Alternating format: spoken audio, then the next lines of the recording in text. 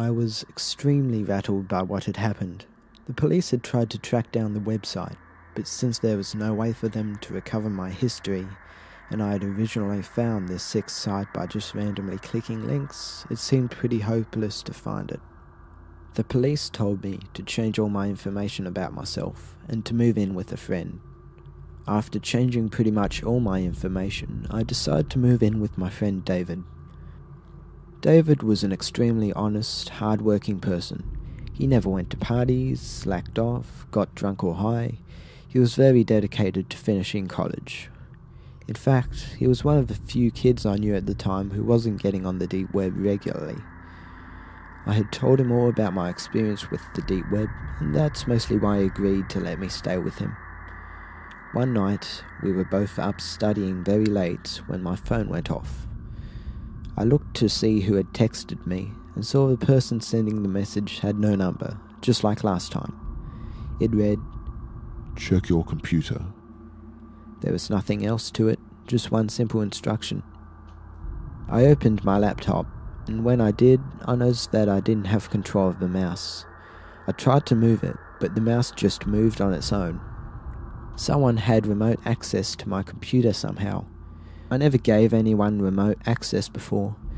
I tried a whole bunch of keyboard commands, but not a single one worked. I noticed that whoever had control of my laptop was downloading a software, most likely malware, but there was nothing I could do. I heard my phone go off again, and this time the message said, "Look out your window." I was sitting right by a window. I didn't know which window the guy was referring to, so I looked out the one I was sitting by, and saw a man in the parking lot, leaning up against a white van. He had a phone in his hand, and when I looked at him, he nodded.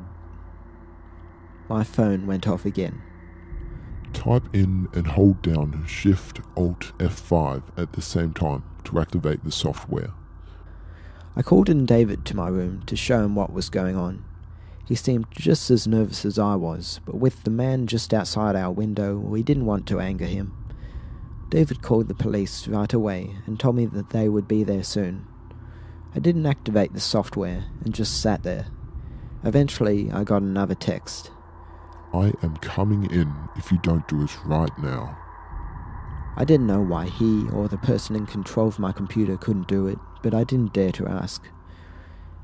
At the same time though, I was 99% sure this program had malware or spyware or something that would be very harmful to my computer, so I refused to activate it. David grabbed a baseball bat, just in case the man outside tried to come in. About 5 minutes later, we heard the doorknob turning. It was locked, but then we heard banging at the door. We both freaked out, and I looked out the window again. Sure enough, the man and the van were gone. The banging on the door got more and more violent, until eventually we heard a horrible scratching sound. It lasted a few more minutes, and then we heard footsteps walk down the hall, and eventually fade away. I received another text. "We will be back." That really got to me. When the cops arrived, they told me to look at my door. I followed them back out into the hallway and saw engraved in our door, my name. The police began investigating the whole building, and they had a tech police officer come in and look at my computer. He began to do scans and investigate the weird software on my laptop. Eventually he managed to close and remove it, and told me that my laptop isn't safe. He said the core files of it have been hacked into or corrupted. We did a complete wipe of my laptop, and he looked at my phone as well. Just like last time, he couldn't tell where the messages came from, and told me that they would be sure to keep some cops nearby in case this ever happened again. The next day, I just got home from school and was really tired. David wasn't home yet, so I went into my room and fell into the bed. I just began to close my eyes when I heard a rattling sound in my closet. I lifted my head up and didn't hear it again, so I went back to sleep. After a few minutes, the closet door swung open. I leapt out of bed and saw a man with a mask walking over to me. I ran for the door and slammed it behind me. I ran out to the parking lot, started my car, and drove away as fast as I could. By the time the police arrived, the man was of course gone. The apartment surprisingly hadn't been wrecked or anything. We didn't even find anything stolen. He didn't seem to have done anything at first. This night, 2 police officers were monitoring everyone who came in and out of the building in order to catch the man. I opened my laptop and noticed that my wallpaper had changed. It was just a bunch of trees, but it had been changed to a sickening photo of a man with a mask, the same mask that I saw on the man who was in my closet, digging a knife into a baby's eye in what looked like a small cabin. I also noticed that all my applications and programs were gone, and I saw the same software as last time, right in the middle. I clicked on it and it had already been installed. Just like last time, it filled the entire screen, and what looked like a live stream was going on. I couldn't exit out, and the live stream was coming from a boy's house. He looked about 13 or 14 and was at his computer.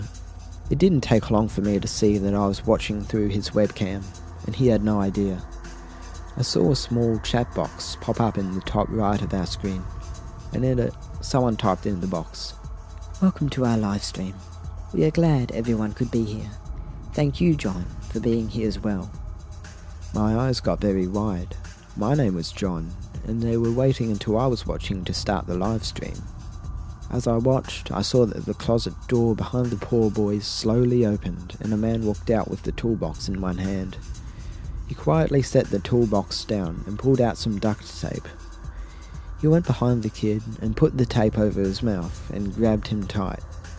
The poor kid's face was of total fear. He tried to scream, but he couldn't because of the tape.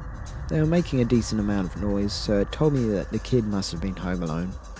Major not safe for work and gore warning right here, so proceed with caution please. I tried hard to exit out, but I couldn't. I then saw the man take out a screwdriver and drive it into the kid's chest. Blood began to pour out, and the kid made an awful wheezing type noise. I saw tears come from his eyes as this sick man began to drive the screwdriver deeper and deeper, and then yank it out. The man then took out a hammer and smashed the kid's hands several times until they were nothing more than a mangled bloody mess. I tried every command I could to exit out, but nothing was working. I noticed that in the chat box several people were cheering the man on and requesting for him to do different things to the boy. The man then took out a handheld electric saw, pressed it against the boy's face, and turned it on. The boy screamed with pain as the saw went up into his eye, causing blood to go everywhere and get on the camera a little as well. I started to get tears in my eyes as I couldn't stop it. Then the man took out the screwdriver, gouged out the kid's eyes, and took out a large knife. He proceeded to slit the boy's throat and tossed him on the ground. I was sick. I threw up all over the floor, and when I looked back, I saw in the chat box people typing in horrible things like "fap fap fap" or "Oh my god, that was so wonderful. Thanks so much for doing this," etc. I saw someone named Culture045 type into the box, "Thanks for watching, John." After that, the program closed on its own, and I was left with the sickening wallpaper. I was sweating, breathing heavily, and feeling sick. Throughout the entire thing, I didn't realise that my phone had gone off several times. I looked at it, and the most hateful, mean messages were coming from my friends and family. I asked my mom what was wrong, and she texted back, "You sent that sick, disturbing live stream to everyone. I can't believe who you are. The police have been called." I felt even more sick than before. Those monsters had sent that live stream to all my friends somehow and made it come from me. They had pretty much ruined my life within a couple minutes. When the police arrived, I told them everything that had happened, and quickly they managed to explain all my friends and family everything. They really cracked down on finding these people, and a month later, 4 men had been arrested. One was Culture045, the other was Admin1, and the 2 others were working with them. The site was found and shut down as well, and I got a new laptop and phone.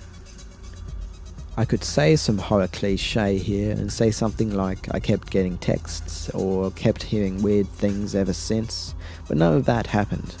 They were arrested and I never heard anything further. It's good to know that those men are in jail or perhaps even dead. But what scares me is all the other people watching the live stream, who are there for pleasure, are still out there. There's probably thousands of other Culture 045s out there, all over the world. If you ever go on the deep web, make damn sure you're as careful as possible.